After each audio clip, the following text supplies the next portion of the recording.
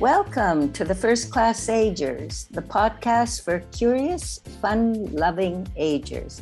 I'm Marlene Nix, and with me is Ido Laufer. And today we're talking about changes with time.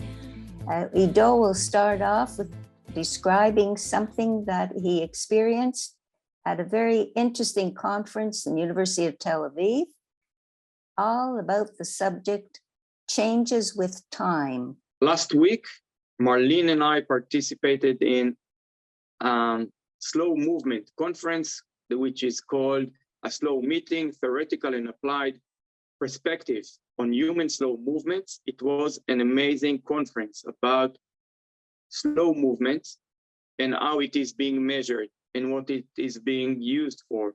I presented how to teach senior adults to fall safely by using the slow movements. And some other people showed some slow movements. And for me, there are two things that I took from it, or mainly two things that I took from it. One is that teaching in a slow manner is very effective till a certain point. After a certain point, which is one movement per second, more or less, it is too slow for our brain to adapt, and then the brain needs to do some more effort in order to persist with the slow movement. So this is one very important thing is to know, not too slow. Do it slowly, but at a rate of till 1 second per movement. So this is one thing. Another thing that I saw and I was impressed by was the way that scientists are measuring slow movements. They're measuring the amplitude, which means how far you reach with your body or with your hands, depending what movement they're measuring. And then the frequency, which means how quickly do you do it in a matter of how many times per second. So it was very interesting to see all the graphs and how we understood it. And this conference was all thanks to a dear friend of mine, Lior Noy, that also participated with us in one of our earlier episodes, and also for Jason Friedman. So Jason Friedman is a researcher from the Department of Physiotherapy in Tel Aviv University, and Lior Noy is from the Ono Academic Center. So we would like to thank both of them for inviting us and for allowing me or inviting me to present. And in this conference, we had a session that Ella Bar Aaron gave us some physical session. And it was amazing because one of the things that she showed us was that when we are moving fast and doing effort to move fast, time passes by very slowly. And when we are doing things very, very slowly, time flies, which was very interesting to understand. And I still thinking about the implication of this, the rhythm and the way time reflects to us by fast or slow movements. And by this time of the way time passes, it really connected to Marlene and I about how time passes and what are the implications of times in our lives. And we ended up the last episode with Marlene talking about the changes between our 60s, or let's say, I think it will begins in the 50s, in the 60s, in the 70s, in the 80s, and in the 90s, we can only know from hearing. Even Marlene has not experienced the 90s. So we are yet to share with you what's going on with the 90s. You know, it's interesting to connect the points, like we say. We're not frozen in time. We keep moving. And when we move, whether we're talking about the technical side, about moving fast or slowly, we begin to realize that there are differences. It's the way you use your body. If you're doing it slowly or quickly. There was one part of the program that I found very interesting, and I relate this also to being aware. Self-awareness is very important. There were musicians who played stringed instruments, and I immediately asked myself, how will this be part of a conference on slow movement? Well, it sure was, especially when they played Bach's fugue, which is very serene, very slow. Their major point of interest was posture and how it affects your physical well-being, which is what you do in your course, and what connects up with the differences that you learn when you practice Tai Chi, as an example. The musicians described neck pain, shoulder pain, back pain, and this was something I could relate to, because I was thinking of the changes that we experience. It can be from 40 up, or maybe the earlier ages, but it continues all the way. And when you think about it, whether you do or do not take the time to think about it, we are not frozen in time. We're constantly changing. We're constantly moving. And Ido, you said it very nicely before. You said the differences in the decades. How does it affect you? Because you're very active in the martial arts for many years. What have you noticed? I've noticed that with time and with practice, I'm getting much and much better. And I'm doing things with less effort, I'm doing better. This is one thing. Another thing that I'm noticing is that with the changes in my body, some movements are getting harder to do because of the changes in my body, the changes in my skeleton. Things are happening. And of course— Could you give examples of these that you noticed, that, like, one of the first things that was very obvious to you? Wow, what a difference. Did it come on slowly? How did you know? I think it always comes slowly until there is a gap that you notice it. At first you say maybe it's up, and then when it's starting to be persistent, or when the gap becomes bigger, then you know that a big change has happened. I would say that the last thing that I've noticed, this is what's happening with me in the recent month, is that I noticed that rolling, when I'm practicing my Aikido, rolling has become something that I started to try to avoid. And then I asked myself, why am I in the practice? Why am I not rolling? And why am I resisting to the rolls that I used to love so much? And then I noticed that when I roll, I'm not as curved, or I'm not as, I'd say, as circular as I used to be. So the rolling becomes harder, and sometimes also it's aching because I do not do it well enough. And the solution that I found out right now is every time that I roll, I pay attention to the roll and do everything by the book. And you do it slowly, or is it, what kind of speed? There's a reason I'm asking you. The kind of speed is the speed that my counter is applying on me, because I'm not resisting. If my counter is throwing me quickly, so I have to roll quickly. And if my counter is doing it slowly, so I roll slowly. So I have no control on the time, or on the how fast it goes. I only have control about how I apply the technique on my body. Okay, applying technique. There's the very simple exercise with the elderly in all the exercises that we do. When you are warming up, the importance of warming up, you do it slowly, right? And you move, if you start off just thinking about your eyes and your neck and your head, You slowly move to the left or slowly turn to the right. Turn left, turn right. You don't do it quickly because then the effect is lost. And we're talking about many, many things.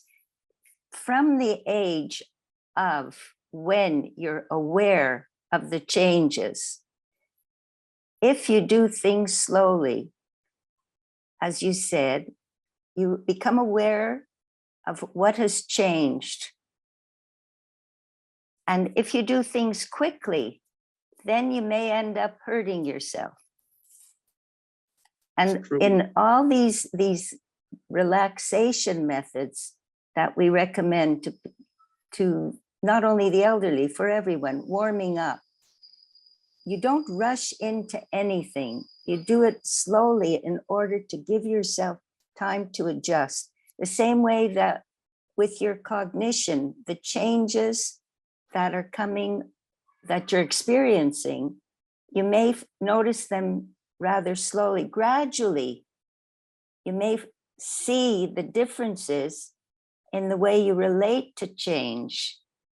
It may become more difficult. And you have to be aware, again, self-awareness. There are changes, bodily changes and cognition changes. How do you react to them? I see when you were talking about falling and you demonstrated it, you showed the process of relaxing, taking a deep breath, and becoming aware of the importance of this. This was also, you demonstrated it slowly. You don't rush into it. What you're describing that I demonstrated in the conference, it is something, the way I teach very, very slowly in order for everybody to be able to absorb what needs to be taught, in order for it to be safe, and in order for it to be with control. So nobody needs to be frightened of what we're doing. Everything is within control. So you can learn and you can practice in a safe environment and injury-free environment, and learn it quickly. If you learn quickly, if you do it slowly, you learn quicker, and then you can apply it faster. So when you're doing things slower, you do not do shortcuts. So you cannot do it, because shortcuts are when you're doing things very fast in order to compensate for things you cannot do. And then we're doing it slowly, you cannot cheat. That's it, bingo. It's not, it's not, let's put it into perspective. There's a reason for saying slowly but surely, because if you take the time to try and think about it, you'll see that your performance, there's a correct way to do it. If you rush, well, then you're going to notice all the different effects, the negative effects, whether it's moving your body, whether it's saying something without thinking. So slowly but surely really is reality. And slowly but surely, we try to prevent going downhill. Whether you're 60, 70, 80, 90, you're trying all the while to say, this I can do, I can still do, and I want to do it better.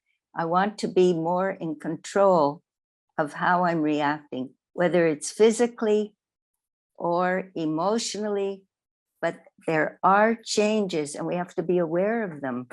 If we're not, then there are all kinds of surprises. We don't want these things to creep up on us too fast. So keep the tempo regulated. If you can, if you're aware. And I think there is something in between. Even when I'm teaching boxing, I start teaching very, very slowly, and only after that the performance is good enough, only then do I allow my students to do it faster? Otherwise, they might hurt themselves. And it's students of all ages. It could be kids, it could be everybody. You need to learn slowly in order to understand quickly and perform better. You cannot start quicker. And I've been seeing a lot of instructors that start the warm-up and doing everything quickly, and then they try to do it quicker and quicker within the workout. And I think it's a very good, I'd say it's a very good script for injuries. It has to be slowly. We need to prepare ourselves. Doesn't matter what the age. We need to do the things, especially in the warm-up, that are accurate, that the movement is accurate, and you do it slowly and you do it gently and nicely. And then on the practice, you can do things faster. But on the warm-up, it has to be slower. So this is the point of also, doesn't matter how old you are, start slowly and then pick up the pace. And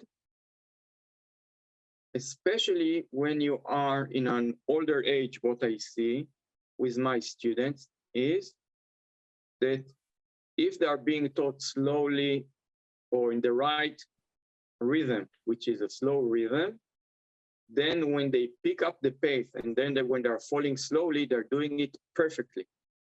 And they can do it much better than much younger people because they've been trained and they know how to do it, and they know to control everything, the breathing and the relaxation, and then the right cascade of movement. It's very important. I think you're talking about confidence here. If you believe in your ability because you've experienced the way of doing it properly and it feels right, then you become more confident. And we were talking a few weeks ago about the fear of falling and how destructive it is. But you can overcome this, like you brought up the example of repetition, repeating and practicing, whether it's sports or practicing the movements of how to fall properly, and relaxing, taking your time to breathe. You also mentioned the fact that you can even put a smile on your face because that also relaxes you, so that you regain the self-confidence within your feelings of maybe I can do it. Now I know I can. The maybe is slowly disappearing. And the positive side is I can do it. The same thing with the different changes in the different decades. Maybe when you look back, you say, this didn't hurt before, but now I'm dealing with it. And as I overcome the immediate frustration of feeling the difference, I'm doing something about it. It could be the result feeling will be, I have now mastered part of dealing with this and there's less pain. It happens whether it's in the area of the neck, the back, the hips, whatever. And if it's when you're 60 and then you've reached 70 or 80, there'll be new things to deal with, but at least you have the confidence and you know that you've had the experience, the muscle memory that I did, and I can continue to do better and make it less painful. And also, if you look at the timeline, I started Tai Chi when I was 25. I'm 51 now. I started Tai Chi because I could not practice anything else after my service in the Israeli Defense Force. My back was aching, my knees were aching because of all the load that I was carrying for a long while. And I couldn't jog, I couldn't swim because I also had a shoulder injury. So, and I needed to do something in my engineering school, sitting so long and studying so hard, really destroyed. I felt that all the aches are coming and I felt horrible, but I couldn't do anything. So I heard about Tai Chi and I thought it's something on the Tai Chi is some kind of a yoga that I will do some stretching, maybe it will help me. And I started with it and I hated it. So I did it for a while with my persistence and my self discipline. And then after a while, I couldn't stand it anymore. So I left. Where was And your then- motivation? We talked about motivation. What happened? It's very And interesting. I was really, really annoyed by Tai Chi. So I left. And then in a 2 weeks time, I would start feeling the aches again. So I had no, I had no alternative. I had to come back and pick it and keep on practicing. And every time for 10 years, I hated Tai Chi. But every time that I stopped, my pains came back. So I had to persist with it. And what it gave me, now it's already been quite a while, for almost or more than 26 years that I've been practicing. So for a long time, I haven't stopped. So I don't know what's going on now. I keep practicing. But what I want to say is that I had an ache, then I picked up the remedy, which is the right kind of movement. And then now with the Aikido, I have the aches of the rolling or the comfortableness of the rolling. So again, physically, I'm doing something about it. I'm taking more, I'm doing it with more, with being more mindful about the way I do it in order to do it perfectly. So I'm not afraid of it anymore because I think that my body is capable of doing it. And it's what I wanted to say in this timeline, there is always a physical problem. And then first thing is to recognize the physical problem. And then the second thing is to know what needs to be done and then to practice on what needs to be done. Then you go to the next level. And the way I see it, from now in my 50s, every decade I will pick up at least one physical problem or one restraint of my physical performance, and I will need to learn how to overcome it and then be more mindful of it and practice it till my routine is a little bit changed or my movement is changed according to my body. Just think, Ido, how much you can carry, and I'm saying this as a joke. If you're 50, you're going to start off by carrying it on to 60, to 70, to 80, and let's keep on going. Each decade brings its own, what I call in quotation, surprises. But in order to handle these surprises, if you're doing something about it, and we're always talking about trying to be active and improve, then if you're aware that you're now taking upon yourself, because you're motivated to change what's happening to you, then you're taking on the responsibility of following through with it and maybe making this new collection more comfortable and more, let's think, easier to deal with than just neglecting it, because there will be changes. The same way that there are changes about, I again want to refer today to cognition.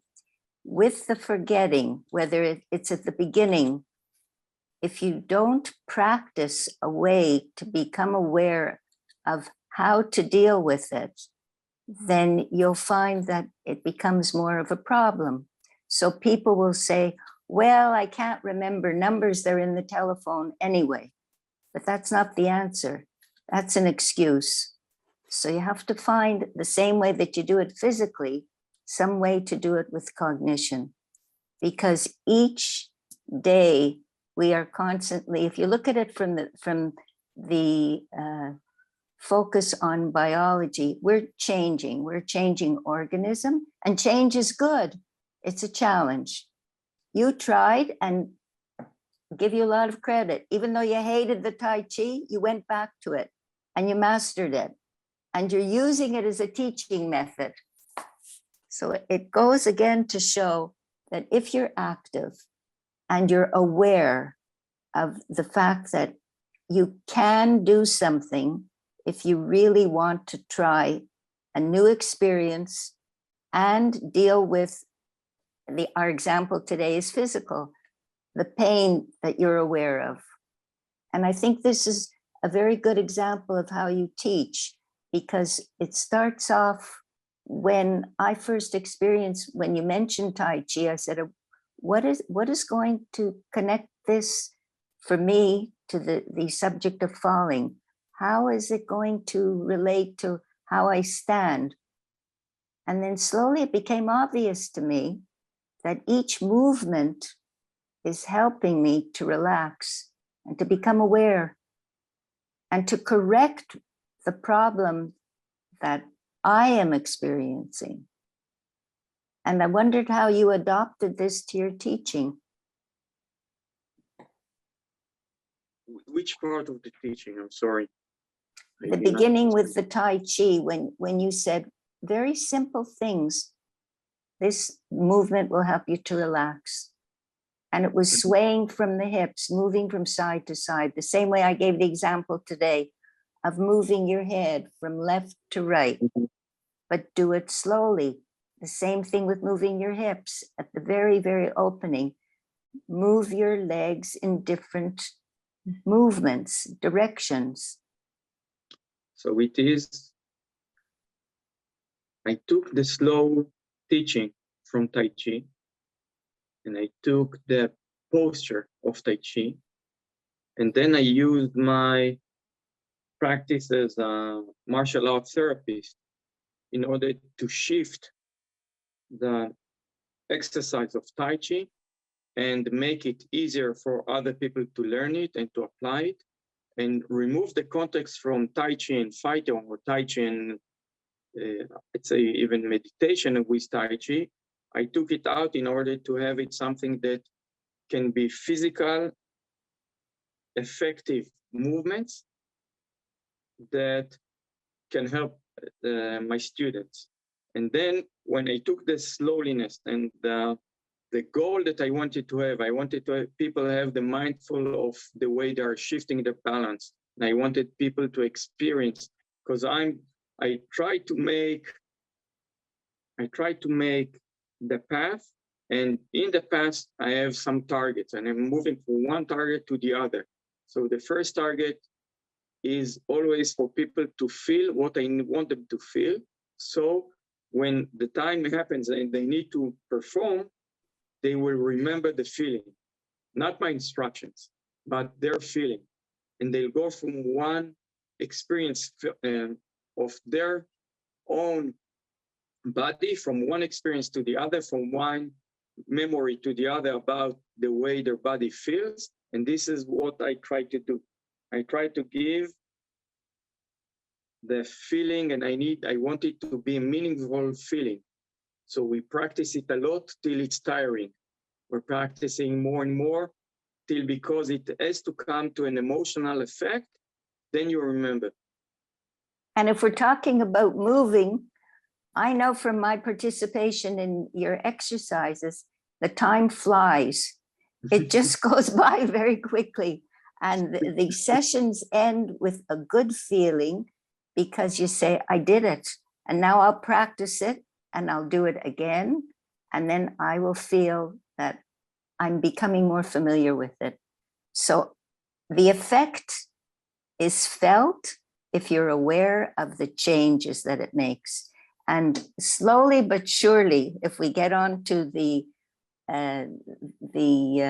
movement stages, then we can actually see that it makes a difference on how you approach falling.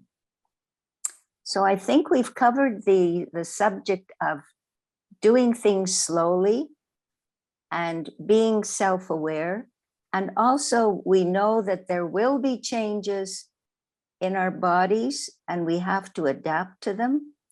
And with our cognition, to work at it in order to be able to say, I know and I am aware of the fact that there are changes and I'm dealing with them.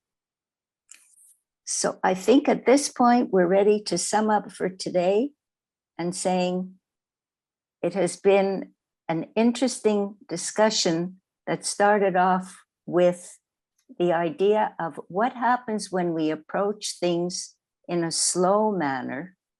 How much do we accomplish? And then we see that we've really done quite a bit. It takes time to get adjusted to each age that we find ourselves in. The time, as we say, the expression, time flies, but it's what you do while you're flying. Yeah.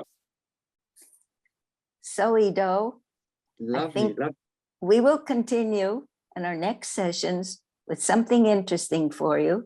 In the meantime, try to digest slowly what we took a big bite off of. Yeah. Do it slowly till you get it, and then you can do it with confidence. You bet. Great. Okay. So thank you so much, Marlene. I had a great time. Thank you all for listening to our podcast, First Class Agers, the podcast for the curious, fun-loving agers. Please give us thumbs up, share with friends, share with others that might be interested in our podcast. It's very important for us. We'll see you in the next episode. Thank you, Marlene. Bye for now.